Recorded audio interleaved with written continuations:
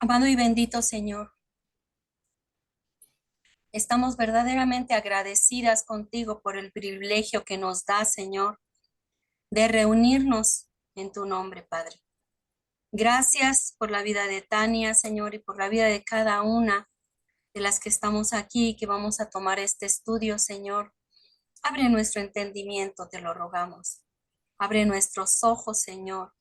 Permítenos ver, Señor, lo que tú tienes para nosotras, Dios, y que pueda quedar en nuestro corazón sembrado, sellado, Señor, para que le demos la gloria, la honra a tu nombre, Señor. Gracias por elegir a las mujeres que están escritas en la Biblia, Señor, y gracias por elegir este grupo de mujeres, Dios, valiosas que están a tu servicio, Padre. Gracias, Señor, te damos, precioso Dios, en el nombre de nuestro Señor Jesucristo y este resucitado. Amén. Amén. Bueno, empezamos este año. Bienvenidos y bienvenidas. Estoy acostumbrada a decir bienvenidas y bienvenidos y no tenemos hombres en este estudio en esta ocasión. Y bueno, seguimos con este tema de las mujeres y sobre todo he estado trabajando en poder hacer como este resumen, porque es un trabajo que no ha hecho nadie. Lo han hecho así como muy por mujeres o diosas de las modelos femeninos, es el tema de este estudio, y deidades femeninas. Estoy sacando algunas partes como lo básico de, ustedes saben que yo soy fanática de leer a mujeres judías y el año pasado fui a dar un taller a Mérida y me dieron el dinero para comprar esto, ¿no? Es un libro caro, pero bueno, una de mis alumnas, la que me invitó, me dijo, maestra, tome, para que se compre el libro. Y yo bien obediente, me lo compré. Y bueno, ya hemos visto la mayoría de las mujeres del estudio de las mujeres que hablan en la Biblia. Mucho del material que les mandé extra viene justamente de este diccionario de mujeres en las escrituras.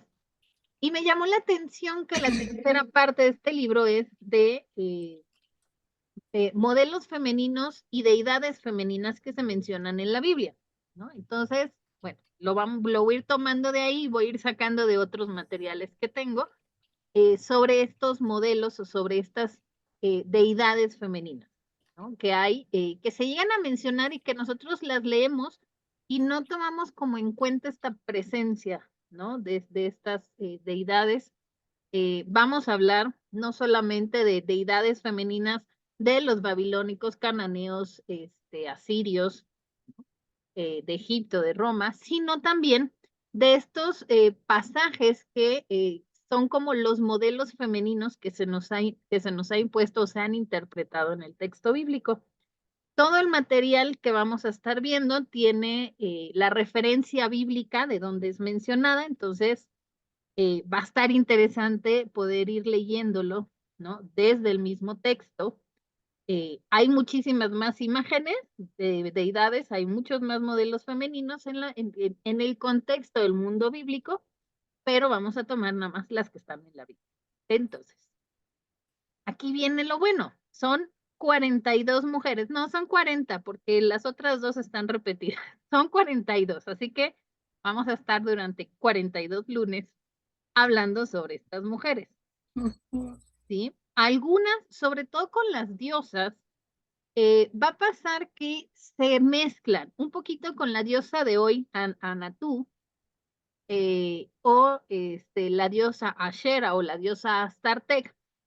Es la misma, pero cada cultura le cambió, ¿no? Anatú es una diosa cananea, Astartek es una diosa babilónica, ¿no? Y Ashera es una diosa egipcia, ¿no? Al final es la misma diosa, pero recordemos que así como nosotros aquí en la actualidad, ¿no? vamos retomando o vamos tomando lo de otras culturas, ¿no? Sobre todo en México, empezamos a retomar en el idioma español, como un ejemplo, empezamos a tener muchas palabras, sobre todo los jóvenes, nosotros ya como adultos ya no tanto, pero los jóvenes empiezan a tomar muchas palabras del inglés y lo empiezan a poner en el vocabulario de español, ¿no? Y entonces ahora lo que está de moda que andan es la moda coquette, ¿no? O lo que había antes de la moda coquette era ser aesthetic, ¿no? Y uno dice así como que, ¿qué es eso? Bueno, la aesthetic era ser minimalista. Y ahora la moda coquette es ser como la muñequita, la muy, muy rosadita, muy fresita, no sé. Esto tiene que ver con el apropiarnos o la mezcla que tenemos, empezamos a ver en otras culturas y decimos, ah, esto me gusta. Esto pasó en el mundo bíblico.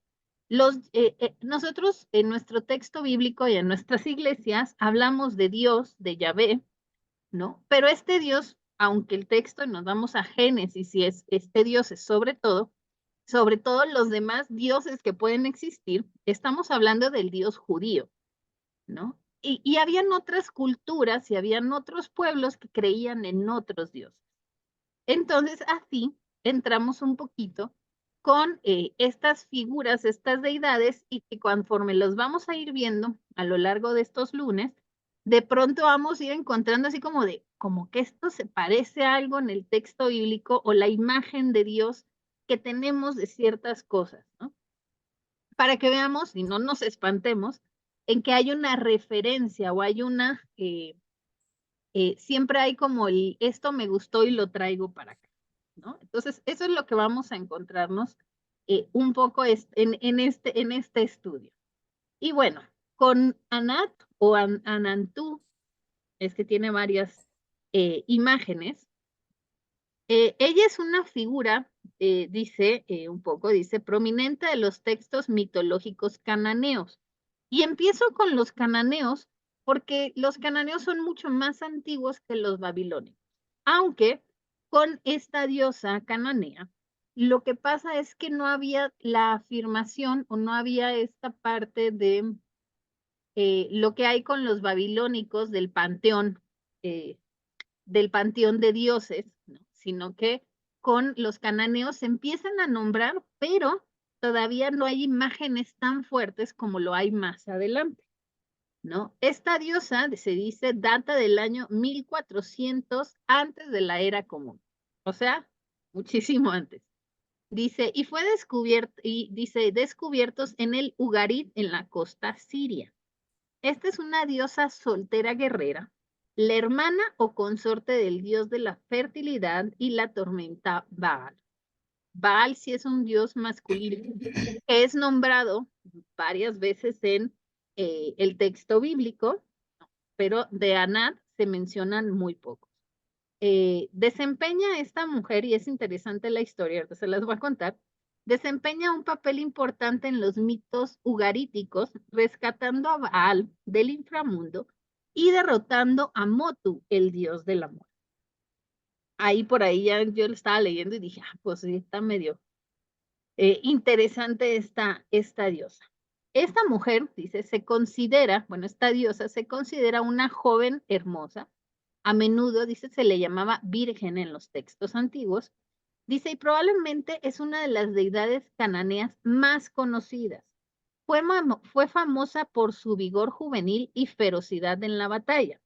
En este sentido, fue adoptada como una de las favoritas del rey egipcio Ramsés II, por ahí en el reinado de 1279 a 1300 antes de la era común, ¿no? Dice, aunque Anat fue asociada a menudo con el rey Refesh en sus textos rituales, ella era conocida principalmente por su papel en el mito de la muerte y resurrección de Baal, que ella lloró y buscó por él y finalmente ayudó a rescatarlo del inframundo, ¿no? Hay representaciones egipcias de Anat que muestran una diosa desnuda, a menudo de pie, sobre un león y sosteniendo flores. Durante la edad helenística, la diosa Anat y Astartet se fusionaron en una sola deidad. Justamente la próxima semana creo que nos toca Astartet. Y se fusionan en una sola deidad que se le conoce como Atargati. La cuestión aquí es que los nombres van a variar, ¿no? Yo digo Anantú, Anat, Anantú, porque son como las dos más conocidas, pero vamos a ver en el texto bíblico cómo se le puede conocer como Astarot, Astar, Anatot, Anat, ¿no? Entonces, más o menos es como que uno tiene que ver. Y bueno, para entrar un poquito en la historia de esta diosa Ibalú, que se va a parecer mucho a la historia, a la siguiente dice, la religión cananea no había desarrollado tanto la figura de Ishar como en Babilonia, pero en su lugar aparece Anat, que cumple una función importante. Al lado de Baal, que es hijo de Ilú y Ashera, Baal es el dios más poderoso que pueda haber, ¿no? En esta historia,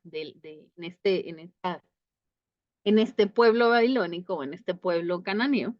Dice que ha vencido al caos del mar y garantiza, ¿no? Balú, y garantiza desde su palacio superior la estabilidad y la vida en el mundo. Baal tiene el poder del cielo y la tormenta, es fuente de fecundidad, señor del universo. Todo su dominio se encuentra amenazado por Motu, la muerte, ¿no? Con quien comparte el dominio sobre el mundo. Por eso, para superar la muerte y retomar de nuevo la existencia, necesita la ayuda de su pareja, Ana. Entonces, Baal es el dios sobre todos los dioses, el mero mero, pero tiene su enemigo, pero al final comparte, ¿no? Baal es el dios de la tierra y Motu es el dios del infierno, ¿no? Es la parte de abajo, ¿no? Del inframundo de los que mueren. Ahí yo empiezo a pensar y digo, hey, por ahí ya empezamos con ideas que se parecen un poco a lo que encontramos dentro del texto. Baal, dice, es un dios paradójico porque tiene el gran poder sobre el cielo y así lo demuestra a través de rayos y tormentas, fecundando la tierra, pero al mismo tiempo muere cada año cayendo bajo el dominio de Motu en los espacios inferiores de la tierra, como el signo del ciclo de vegetación. Esto a mí me parece interesante hablar de Baal en este sentido, porque vamos a encontrar también con las imágenes de los dioses o la vida de los dioses, la forma en que el pueblo se explica las cosas que pasan, ¿no? Cada uno de los dioses del panteón cananeo, del panteón babilónico, cada uno de estos dioses tiene una función que tiene que ver con la naturaleza, ¿no? Entonces vemos a Baal, que es el dios todopoderoso y que tiene que ver con vida, con fuente de fecundidad, ¿no? Y que tiene que ver con el rayo y la tormenta, ¿no? O sea, con el agua, que es la que da vida. Y bueno, y Motu, que tiene que ver con esta imagen de lo desértico, de la muerte, del fin de la vida. Entonces aquí tenemos dos imágenes de dioses masculinos y lo que dice un poco la historia, se los voy a mandar, pero dice, el mito de Baal. Baal ha vencido al mar, ha destruido a Lonatu, que es otro dios, que es una serpiente tortuosa del caos. Se le conoce también como Leviatán. Y aquí esto hay una referencia hacia Salmo 74, Salmo 14, 94, 26, a Isaías 27, a Ezequiel 29 y en el texto de Job 41. Pero dice, no puede superar a Motu la muerte. O sea, Baal, por muy poderoso que sea, no puede superar a la muerte, al dios del amor. Dice, y así dice cuando cae derretado. El mensaje de Balú en textos ugaríticos es, Balú el victorioso, palabra del héroe poderoso, salve, oh divino Motu, siervo tuyo soy para siempre. Baal, señor de las nubes, dueño del agua, se convierte de esta forma en siervo de Motu, bajando a la morada inferior de la tierra, pero él no ha muerto del todo, porque antes de bajar al fondo de la tierra, ha dejado en ella su semen de vida. Balú, que es este dios, dice, amó a una novilla una virgen en la tierra de la enfermedad, hacen una referencia. Ingresamos. ¿Ya vi? Balú dice un poco los textos ugaríticos que amó a una mujer, ¿no? Y lo amó, dice tanto, que yació con ella 77 veces, la montó 88 veces y ella concibió y parió a un muchacho. Balú, dice, es el dios toro, recordemos al becerro de oro en Éxodo 32, que antes de bajar al abismo fecunda a la novilla sagrada, Anatú, su hermana amante. Y ahí vemos, si nos recordamos un poco a esta imagen que habían creado en Éxodo del becerro de oro y que al final Dios se enoja y manda a destruir todo, ¿no? Signo de la tierra que acoge la vida de su esposo. De esta forma, se vinculan vida y muerte en un proceso en el que la misma divinidad se encuentra inmersa en el ciclo cósmico. Lógicamente, la muerte de Balú se expresa en una intensa liturgia de duelo. Dice la historia, para no irme muy largo, que Anatú le llora, se sube, dice, toma en sus hombros el cuerpo de Balú, lo sube a un monte.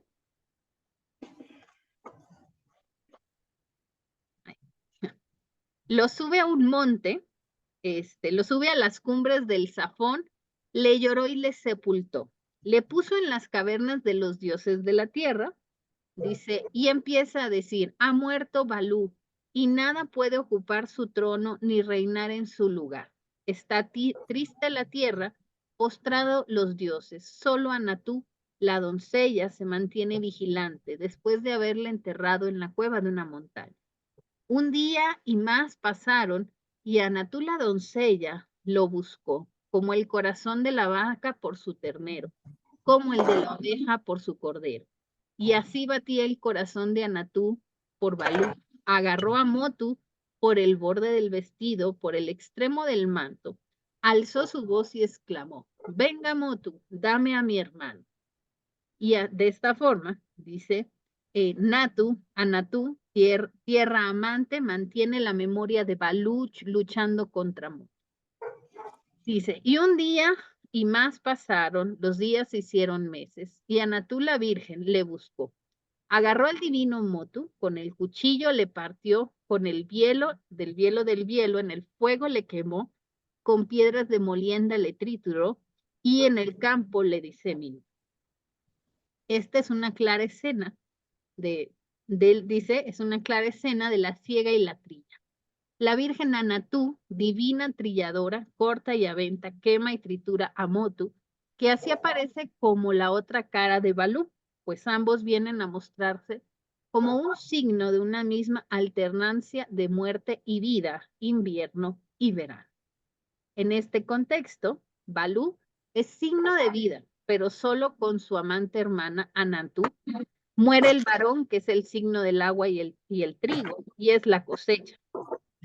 Perece el triunfador del rayo, pero su hermana amante está firme y le busca de nuevo, venciendo a la muerte y haciendo que resucite en el Señor de la vida.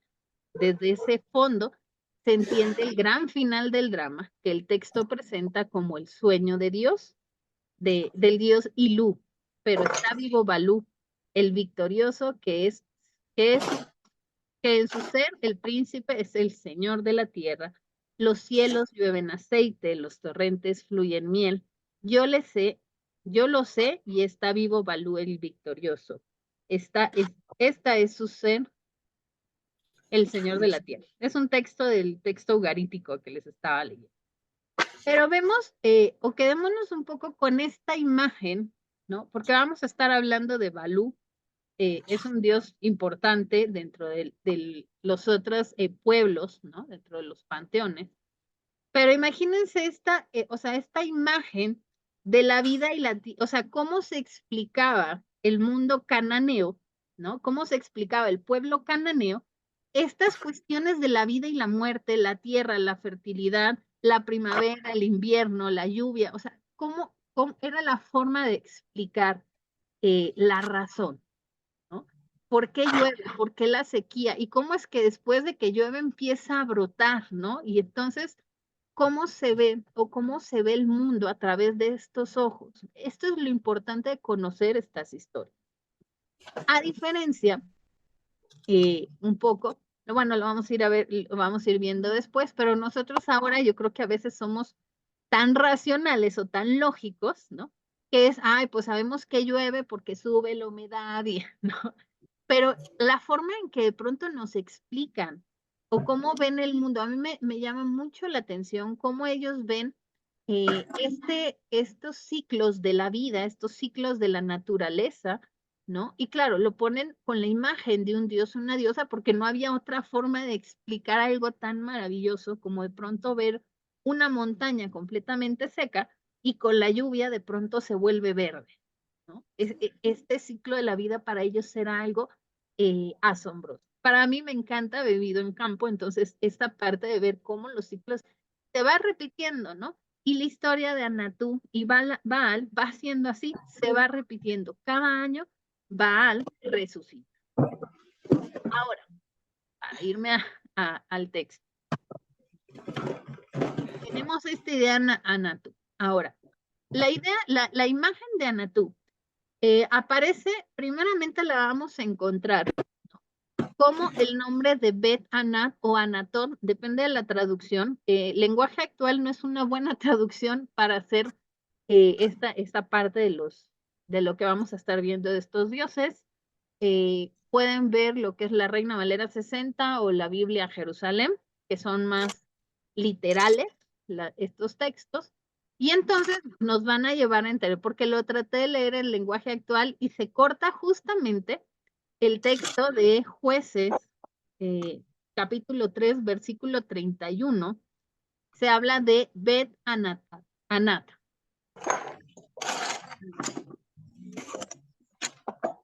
Y en Jueces.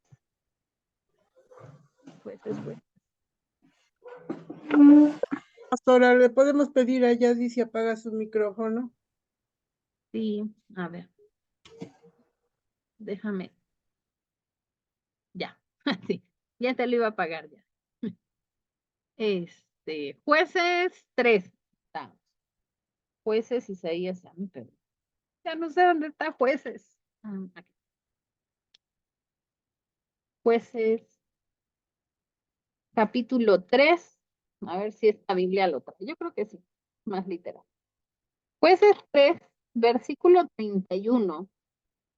Aquí dice: después de Ehud vino Sangar, hijo de Anat, derrotó a los filisteos, que eran 600 hombres, valiéndose de una aguijada para conducir bueyes, y también él salvó a Israel.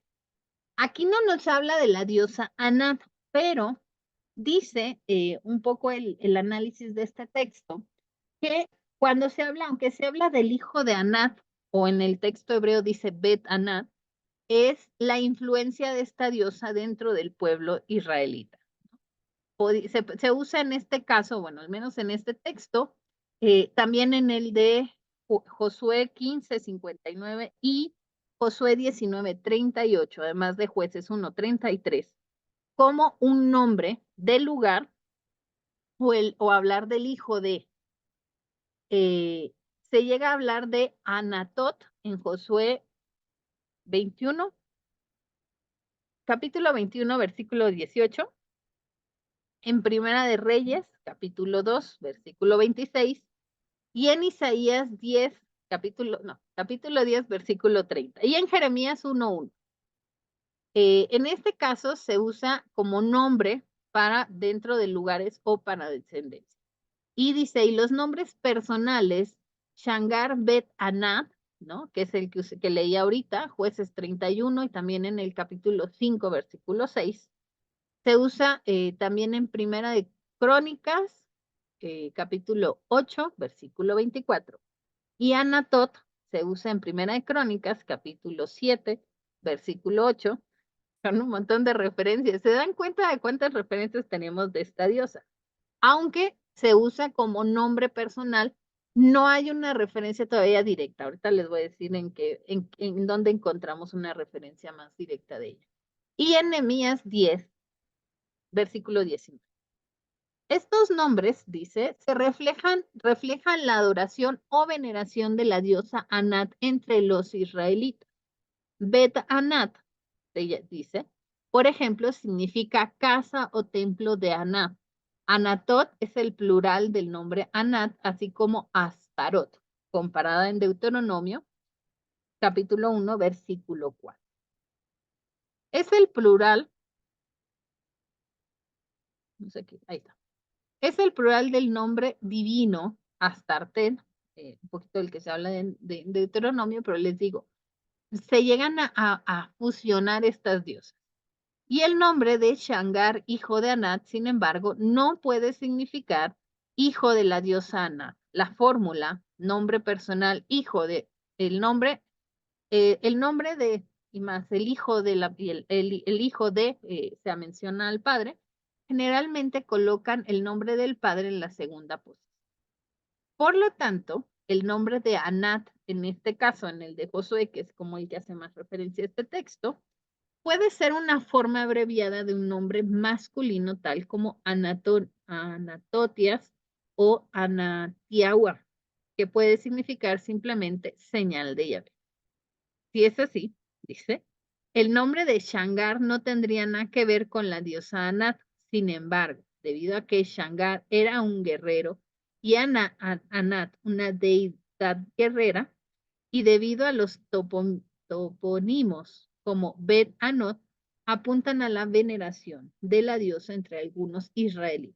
La etiqueta hijo de Anat, después del nombre Shangar, puede reconectarlo con la diosa. Datos extrabíblicos apoyan tal posibilidad.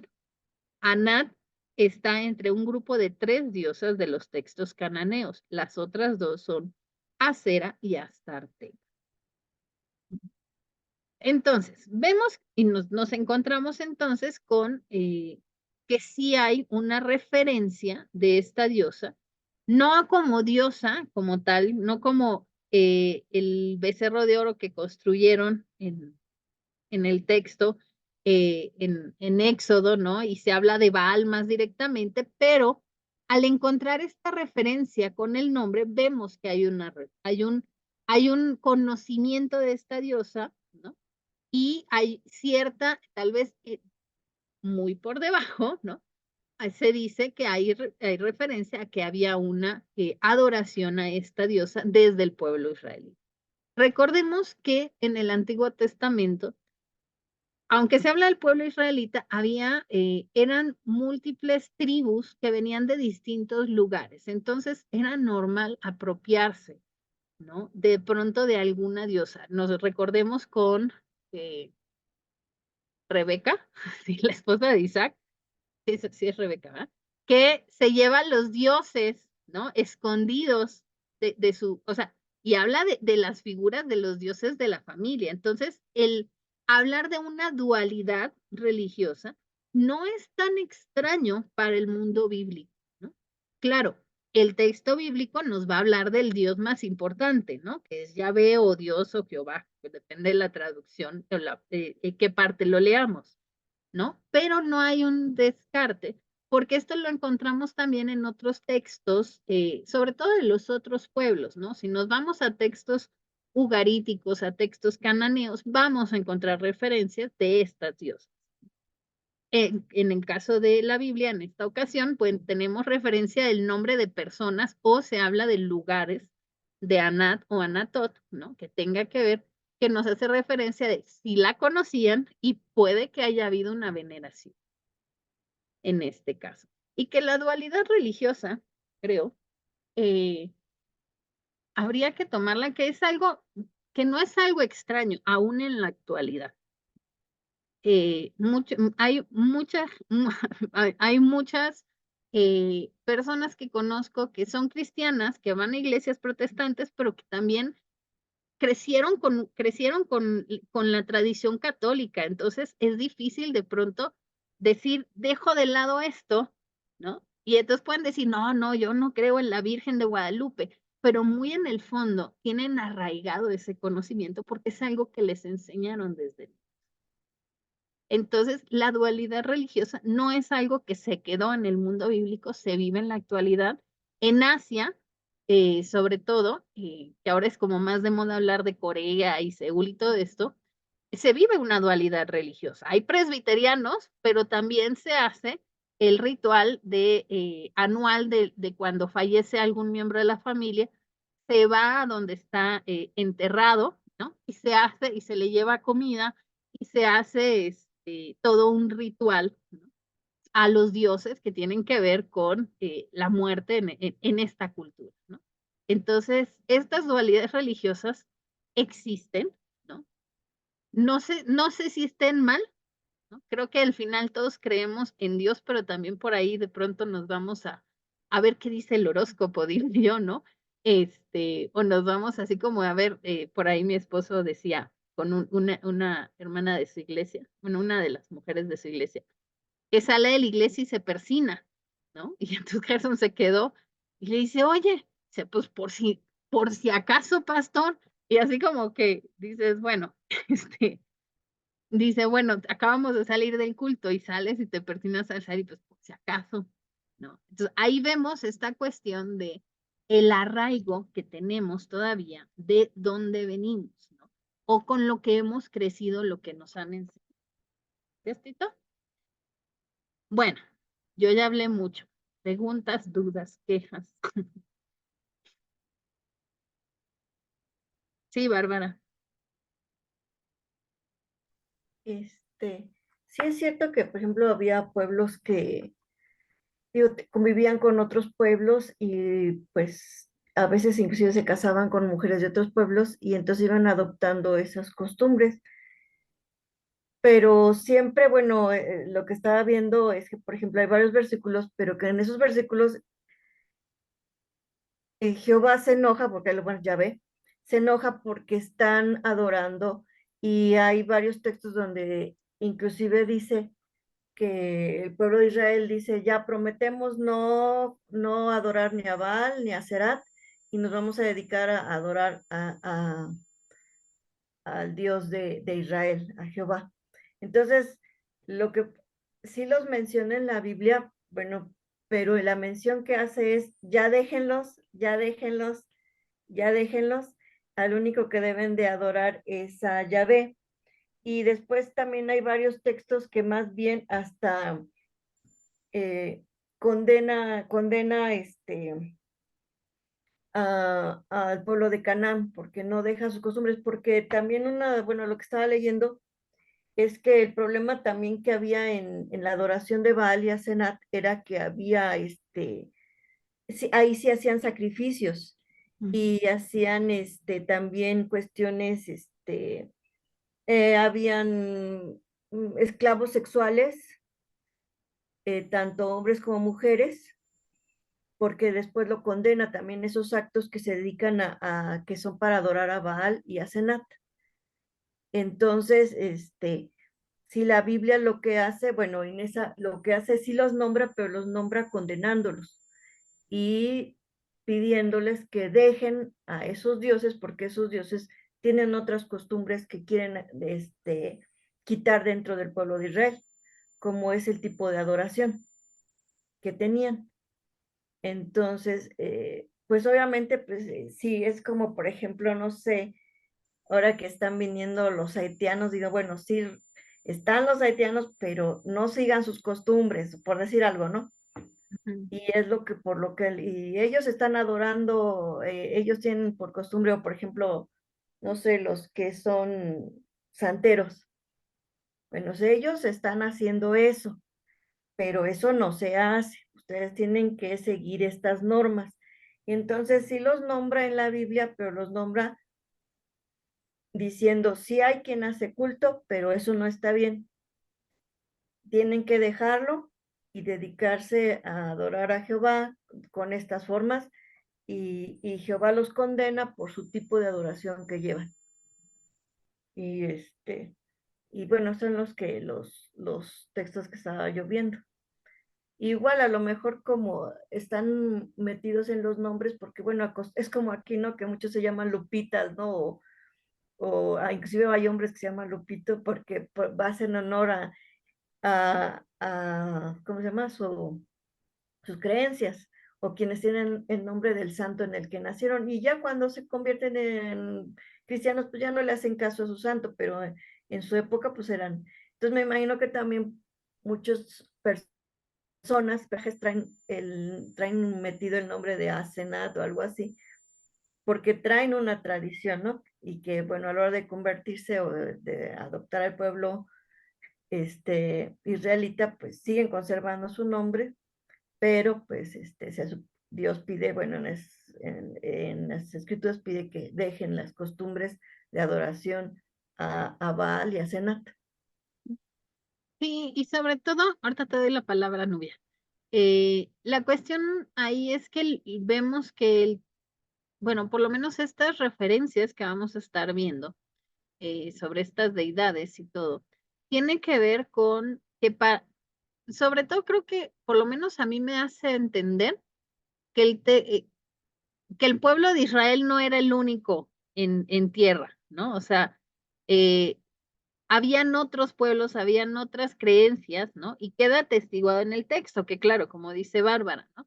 Hay una referencia de el pueblo se iba porque decía, oye, pues es que este Dios como que funciona más que el de acá o está de moda, ¿no? Y entonces ya cuando les iba mal, pues ya Dios decía, a ver, pues sí, ya vieron allá, pero pues tienen que ser fiel acá, ¿no? Y hablar de esta fidelidad a Dios, que es nomás, digo, meterse en el mundo de los templos, ¿no? De los babilónicos, los egipcios, en todos existían la prostitución sagrada, había hombres y mujeres. ¿No? Depende de a qué dios era, ¿no? El dios, porque eso sí, si era un templo de Baal, iba a haber hombres que se dedicaban a la prostitución sagrada, que tiene que ver con el sentido de tener relaciones sexuales para acercarse a este Dios y después este hombre que estaba ahí, que se dedicaban a limpiar y mantener el templo, algunos leían la fortuna y te decían, ah, pues mira, te va a ir bien en este trabajo, te va a ir mal o cosas. O sea, tenía que ver con el futuro, sobre todo tenía que ver con qué me puedes decir de qué me va a pasar, ¿no? Si voy a tener una larga vida o no en este sentido. Sí, Nubia, levantaste la mano. Gracias. A mí me parece bien interesante cómo a pesar de que la historia la construyen los conquistadores, estén estas referencias todavía en el Antiguo Testamento y hayan logrado sobrevivir de la forma que sea o con el objetivo que sea, ¿verdad? Y también me parece bien interesante cómo podemos ver desde esta visión de liberación también, ¿no? Desde un enfoque más desde una teología feminista, esa resistencia que está allí transversalizada de la historia de las mujeres, ¿verdad? Y la sacralidad de las mujeres también, que casi nunca la reconocemos y que obviamente pues estamos en un entorno patriarcal, androcéntrico, donde los conocimientos incluso, ¿no? Vienen dados desde lo masculino, pero podemos ver acá. Y yo escuchando toda esta eh, referencia en torno a la diosa, de verdad que me he cultivado más en Astarte que en ella, voy a ser bien honesta, porque en religiones comparadas, pues una mira a Astarte más que a otras diosas por el asocio que hay con Venus, ¿verdad? Y toda la influencia grecorromana que hay sobre el cristianismo también, que no lo podemos deslindar tampoco, porque es parte de la inculturación de los pueblos. Pero me llama mucho la atención y todo el rato que la estaba escuchando, pastora, a mí solo se me venía el caso de Susana, no sé por qué lo asocié y lo vinculé con Susana y cómo ella se enfrenta a estos jueces, ¿no? Que la querían abusar sexualmente. Me hizo mucho sonido con eso, también me hizo mucho ruido con la diosa Isis en Egipto y que sentí que son dos historias como muy similares por este ser desmembrado y luego el volver a resucitar, pero es que al final vamos de nuevo al tema de cómo se construye también la historia de la religiosidad en un pueblo, ¿no? O sea, totalmente de acuerdo en que mucho de la experiencia humana ha sido el poder explicar los fenómenos de la naturaleza y utilizar estas referencias. Y están así a dos pasitos, ¿verdad? La influencia mesopotámica con la influencia de Egipto están a dos pasitos. Entonces es hasta normal, entre comillas, que hayan cruces de informaciones, ¿no? Sobre todo si consideramos que estos pueblos pues eran nómadas y que la tradición oral era lo que permitió eh, estas fusiones, ¿no? De historias para lograr comprender la naturaleza de nuestro entorno.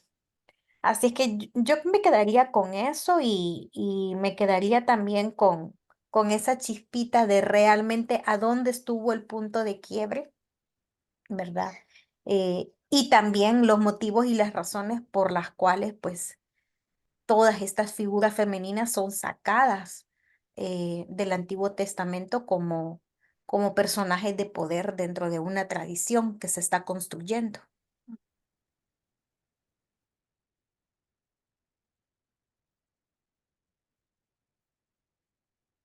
Judy.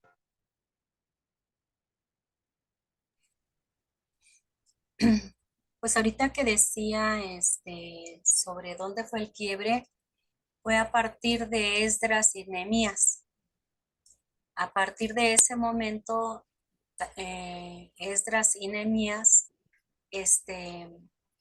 deciden que ya nada más va a haber un solo Dios y que van a quitar todos los dioses y que todos los hombres que estén casados con mujeres extranjeras tienen que abandonar a sus mujeres, abandonar a sus hijos, y a partir de ese momento es cuando se hace el pueblo monoteísta, ¿sí?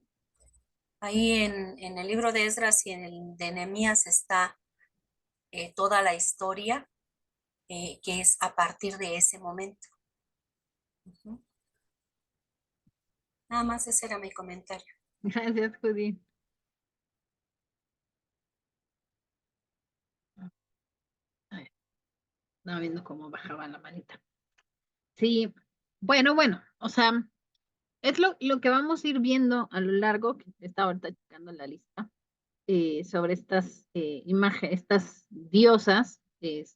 No son tantas, la mayoría vamos a estar viendo como los modelos femeninos, dice la hermana de Sodoma y su hija, dos mujeres aladas, llevando una cesta.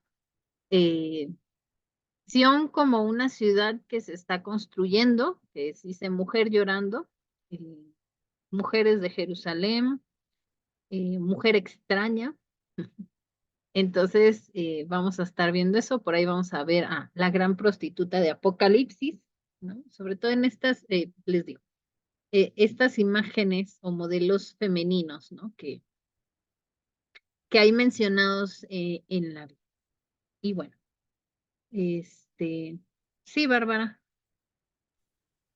Sí, es algo curioso que, bueno, que tendríamos como que reflexionar es casi todas las culturas, independientemente, por ejemplo, inclusive las de Mesoamérica y otras culturas, tienen una parte femenina, deidad, excepto la israelita. Ujú. Quizás después con el nombre de la Ruach, que ya tenemos la parte femenina de Dios, es tenemos ya una parte femenina, pero muchos años se negó esa parte, Sí, eh, se negó esa parte que fuera femenina. Pero sí es interesante que todas las culturas tienen una deidad, tienen deidades tanto femeninas como masculinas, excepto en la cultura hebrea, ujú. en la cultura hebrea, este, y como dice Judith, mucho tiene que ver que realmente el pueblo de Israel está conformado por muchas culturas que se unieron y cuando se forma quieren formar una sola nación, dictan los principios que debe tener esta única nación, y es donde nace el Pentateuco, y es donde nace que escriben su propia historia para determinar su pueblo y su Dios y sus principios. Y ahí es donde, inclusive, bueno, hay estudios arqueológicos que inclusive el pueblo de Israel tenía una deidad femenina, pero fue eliminada a partir como dice Judith, a partir de Esdras y Nehemías, de la reconstrucción del pueblo, después del exilio. Y ahí es donde desaparece, pero bueno, son cosas de la historia interesantes. Sí, voy a buscar el nombre porque yo sé que leí esa parte de la diosa. Déjenme ver si está aquí en lo que estoy leyendo. Que me acuerdo que lo leí y la unión de Yahvé, de Dios o sea que en un inicio eran una pareja, pero por una cuestión de unirlo, se volvió un solo Dios. Y entonces sí he visto el nombre, pero bueno, lo voy a buscar y la próxima clase se los digo. Les cuento el chisme de cuando Dios tenía una pareja mujer. Sí, yo también por ahí lo tengo, entonces necesito buscarlo. Ajá. Y ya se los cuento, ¿va? Pero bueno, la próxima... Pareja era Lilith, ¿no? No, es que hay un nombre porque se une, tiene que ver con Elohim. Entonces es él y el Him, entonces tiene que ver con el nombre de la diosa. Estoy viendo porque tengo ahorita abierto el de Picasa, Javier Picasa, el de las mujeres, y ahí más o menos se menciona, pero ya son las 9, así que no me voy a poner a leer ese texto. Para la próxima semana les digo, ¿va? La próxima semana vamos a hablar sobre Ashera. Esa tiene muchas referencias en Éxodo, Deuteronomio, Josué, Primera de Reyes, Segunda de Reyes, Segunda de Crónicas, lo estoy leyendo. Isaías, Jeremías y Miqueas. Les mando el material, ahora sí, perdón, es que he estado con varias cosas, iniciando semestre en unas escuelas, y no les pude mandar el material antes, pero ahorita que acabe y tenga el video, voy a mandar por correo este video. Y también les voy a mandar el material que estoy terminando de editar. Nada más me faltan las notas al pie. ¿Sí? Y ya la otra semana les mando, antes del estudio, les mando lo de Ashera. ¿Sí? Y bueno, se cuidan mucho, se portan bien. Y si se portan mal, me tienen que invitar. Ya saben que no se pueden portar mal sin mí. ¿Oyeron? Sí. Y bueno, nos vemos el próximo lunes. Si quieren invitar a alguien y todo, ya vieron de qué vamos a hablar y todo eso. Bueno, ahí tienen el link, va a ser el mismo link todo este año. Y todo. Yo nada más pedí que se registraran para poder mandarles el material, ¿no? Pero también si no quieren registrarse y nada más quieren entrar y apuntar, está bien. En eso. Entonces sí. Pueden invitar a chicos, no sé. Siempre invitamos a todos y a veces no entran. Por eso lo planteé como nada más para mujeres, para que no entraran hombres, ¿no? En ese sentido. Es que luego les da pena. Pero ya pensaremos en una conferencia para que entren hombres. Y ahí, a ver qué dicen. ¿Va? Pero bueno, se cuidan mucho, ¿no? Se tapan, pues está haciendo frío, viene un frente frío y no sé qué tanto va a haber. ¿Sí? Nos vemos el próximo lunes a las 8. Buenas noches. Buenas noches. Saludos a todas. Bendiciones a todas. Bendiciones. Una semana abrazo. muy, muy bendecida. Un abrazo, gusto volver a verlas. Feliz año a todas. Feliz Igualmente, año. feliz año a Gracias, todas. Bárbara. Gracias, pastora. Adiós, Chela. Luego.